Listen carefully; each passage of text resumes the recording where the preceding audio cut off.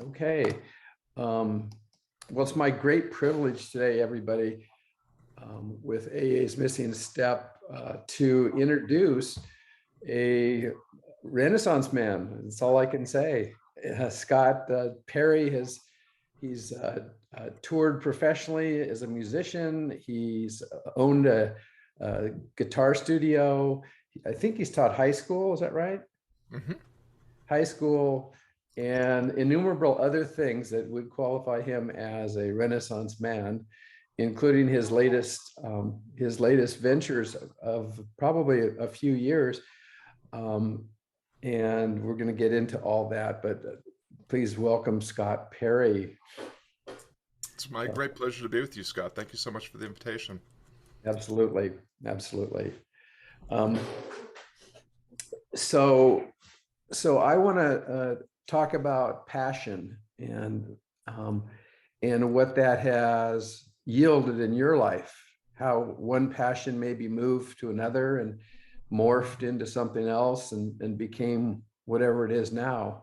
Maybe if you could just let us know about your various passions and how they have evolved to the newer and newest and present thing. Mm, it's a great question. I, my take on passion is multifaceted. So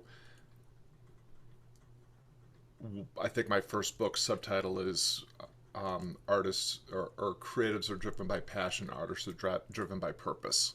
Mm, And mm, purpose and passion are things that we talk all the time about to the point where they don't actually mean anything and they often mean the same thing. And the polling shows that 80% of people, when asked to identify their purpose or passion, cannot define one, cannot name one, which just 85%. Wow. 80%. So 80. 80%, we invite 80% of the world's population to feel shame and suffering around their deficiency in not being able to identify this thing that we say is so important. Mhm. And I think it is in part, so there's two kind of delusions about where we find these things. One is your purpose or passion is out there. You need to go out and find it. Once you find it, you need to figure out how to do that. Mm, Or your purpose or passion is something inside you. You need to do the work to excavate it. Once you excavate it, you need to do something with it. mhm. And I'm a person that has had just by your introduction, it may appear that I have pursued multiple passions in my life or many passions in my life. But for me, passion has never been a destination. Purpose has never been a destination. It's not a place where you can arrive and stay. It's a process. And the Right. best way that I know to discover, define, develop, and deliver your purpose or passion is to bring purpose and passion to the things that you're already doing. Mhm. And that way, purpose and passion become renewable resources that you can continue to put into the work that you're doing. And that work, that process, that Mhm. activity, that practice becomes a great clarifier. Mm, And your purpose and passion, I love Simon Sinek and his work, but I disagree with his premise that your why is fixed by the time mm, you're 20. I think, you know, people that are, my age, your age, that have been kicked around a little bit by life and have tried and done and succeeded and failed at many things, we know that we have different purposes at different points, and that it is something that we can iterate and change anytime we decide to do so. So for me, when I decided I wanted to become a teacher because I had a profound experience as a young person with great teachers, people mm. that looked and acted like Robin Williams in the Dead Poets Society even before that Wow. movie existed. What a blessing. Probably, yeah, it's probably saved my life to be put in that situation with people like that. So I decided to become a teacher only, and actually after graduation from college, got jobs at famous private schools that you would recognize the names of, and found that it wasn't all about doing the thing that I loved, which was engaging in real conversations with young people to help them find their purpose and passion, and to live their lives with purpose and passion. So I left teaching, did a few other things. My first son was born. I had this whisper that I needed to try the music thing full time before it was too late. Mhm. Had a conversation with my wife, came up with a plan, uh, which was basically, I want to try this for a year. If at the end of a year I'm not making enough every night to do it again the next night, I'll stop and get a real job. And I Mhm. ended up making enough every night to do it again the next night for 25 years. Wow. And then uh, around, well, in 2016, I went to Seth Godin's Alt MBA, Mhm. graduated from the sixth session, entered it thinking I wanted to take my online guitar studio or my offline business as a guitar studio owner and put it online, and Mhm. ended the program not even wanting to play the guitar, be a musician, or have a studio anymore. That's Um, that's convincing, I guess. yeah, so I heeded the call of vocation again. The voice of passion was calling, and I didn't know what it was calling me to do. I explored it. I did a lot. I did the work. I did the work with purpose and passion, and eventually I landed on my brand, Creative on Purpose, and becoming what I call an encore life coach that helps people my age find fulfillment, forge meaning, and make their biggest difference in their life's third act.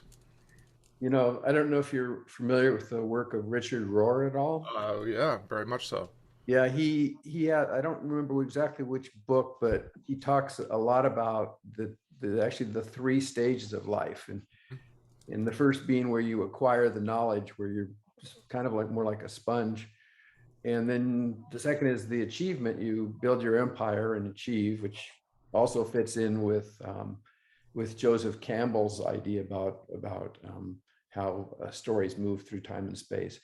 But the third act is what you're really talking about, and it's where I am, and so much of life in our media and our representations of quote success is that it has a definable range. It has a certain achievement level. It has X and such. But what you're introducing, it seems, is a matrix that is entirely personal within a person to find who and what they really they are and they want to express, and give them the tools and the vocabulary, because we really need the vocabulary to be able to achieve what we want to achieve, especially in that third act. And so I'm so grateful that you're doing this work. And I love the new slant on things too. I think it's fantastic.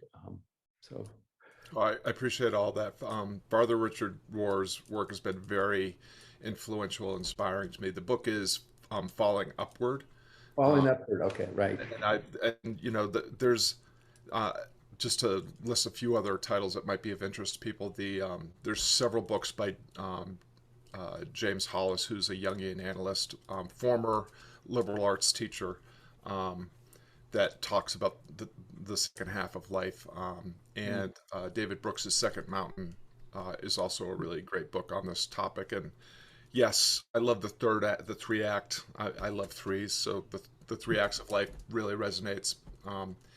And we also talk about the second half of life, Second Mountain. There's lots of ways to name it, but what you said is exactly, I think, hitting the nail right on the head, which is, in our first half of life, which includes the first two acts, we are validating ourselves and seeking um, validation from others through external forces, right? As young people, we're looking to our parents and society and our teachers for instruction, and they measure our achievement. Then we get a job, and it's measured by our bosses and by the cars we drive and the houses we live in, and Right. how gorgeous our spouse is, and all these things. And The at some, ephemera. yeah, at some point, and here's the interesting thing to me, Scott, is and this was true for me, it's true for a lot of people I talk to and work with, you know, it's such a seductive delusion to, buy the bread and circus Mhm. arrangement that we have Right. in institutionalized education and occupation.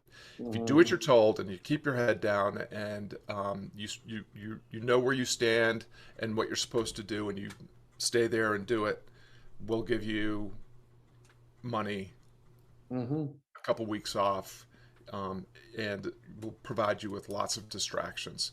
At Right. some point, Right. and Right. it again, it usually for many of us, it involves some sort of catastrophe in our lives, some sort of fall. Well, Um, there's got to be a wake up call in a way. exactly, and the thing is, when that happens, if it happens, Mhm. the choice is to remain broken, and people do, or to be broken open to the possibility that there actually is this other way of being in the world, Mhm. which Mhm. is living from the inside out instead of from the outside in, and Right. Right. finding out who you really are, what you're really good at, where Mhm. you really belong, what is the difference only you can make, and how can you turn that into an enterprise that will enhance the lives of people that you really care about. It's it's sort of like we're given this opportunity to quote conquer the world for a while, but at some point we realize that's a vain quest that has little enduring value. It sounds like to me what you're talking about. So we ask ourselves who we are at our deepest core, which for me is all about spirituality and about coming to the God within, if you will pardon the term, and so for me, what happened was I never really had the worldly success that was predicted based on my talents. Um, and what I learned, let's see if I can do the finger. It's hard to do the finger correctly with the Yeah, yeah. with it all backwards and upside down. Is I learned that there was in fact a missing step to AA's paradigm, and in my estimation, obviously that's just my thought. So what I discovered, and this ties so much with what you're talking about, is I discovered that a dear friend said, Scott, you've got a sponsoring thought, a thought that sponsors all the rest of your thinking. And until you come to terms with that sponsoring thought and make it your friend, then you're going to be creating the same stuff year after year, day after day, month after month. And so I said, well, okay, so help me out. Tell me what my sponsoring thought is. And he said, no, no, you got to figure that out for yourself. So 2 or 3, 4 years later, I figured out what it was. For me, it was pretty drastic. It was when I was very young, my mother tried to choke me. So I decided that women who are intimate will always try to kill you. Mhm. Did not help in my marriage. Yeah. and and so that was instituted by what I call a first injury, which is when the universe goes from being safe and protected to feeling like I got to invent a story why this thing doesn't feel good anymore. So you invent your story, and you use that story throughout your life, or many people do. So what the missing step thing was allowing people to discover their underlying story, and then to move back in time space to that moment using a healed sponsoring thought instead of that old sponsoring thought, and to reverse the process of what history and my whole lineage of thought has caused me to think, in time space, back to that one moment when she had her hands in the wrong place in my neck. And by reversing that story, and my new story is, it's all love. It's either love or a call to love. And by adopting this new story, everything has changed. It's Yeah. remarkable. Well, there's just a lot of poignancy and a lot of knowledge and wisdom in what you just shared. One of the things that we talk about at Creative on Purpose and the Art of Encore Living is choose your story, choose your future. Mm-hmm. And it sounds simple because it is simple, but simple is never easy, right? Mm-hmm. We tend to cling to our stories even when they do not promote our health and happiness. Um, I think your reference to the divine as being, essential to the third act of life or second half of life journey. I think that is spot on. The first half of life is very selfish, Mm-hmm. um, and small s self, and Mm-hmm. very soulless. And the second half of life is very self-ish with a capital S, Mm-hmm. and very very much a spiritual Mm-hmm. journey. And I don't care how you define the divine. Mm-hmm. It's, we are spiritual beings. We are spiritual beings, living a human experience. Right, Um, right. Yeah. and, the thing to me, just to tug on one last thread of what you just shared is, one of the things that I do in helping, some people come to me because they have something that they're already have built, but Mm-hmm. they are on a, plateaued or stuck or not quite getting the results that they need, to continue Yep. to make it a worthwhile enterprise, whether that's, financially or just, in terms of their own fulfillment. Often, oftentimes people come to me because they have that nagging sense that they were meant to do more and better. They just don't know what it is. And Right. so the Mm-hmm. process that I use, does begin with let's get back in touch with who you really are, which is your core Mm-hmm. values, guiding principles, the vision of the world that you would want to live in and help Mm-hmm. co-create. What are your real skills and talents, not just your resume skills or hard skills, but the human skills that you've been practicing ever since you exited the womb. And Mm-hmm. then where is where are there people who share your values and need your talents to enhance their lives? And Mm-hmm. then another exercise that I take people on is, we especially, in the Western world, we're always forward facing. We're looking at our becoming, and we are trying to reverse engineering this becoming that we think we need to become. Mm-hmm. And, we hear people talking all the time about, we're not human beings. You should just, you're not human doings, you're human beings. You should just be.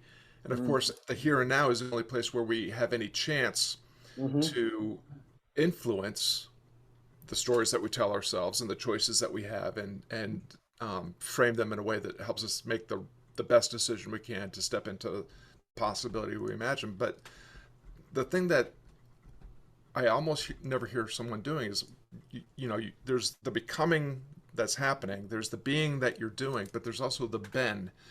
Yeah. And we, maybe because of traumatic, memories from childhood, don't want to go back there. Mm-hmm. But I encourage my clients, let's take a look back Mm-hmm. and look past whatever hurt, whatever suffering there might still be there. I'm not a therapist. I can't help you navigate through that. But at some point, I'm hoping that there's a memory there, or Mm-hmm. memories where you can really remember being lit up, being Mm-hmm. totally absorbed, being, awestruck, full of wonder, um, completely immersed. What were you doing in that moment? Mm-hmm. And, Mm-hmm. you know, I I love can't that.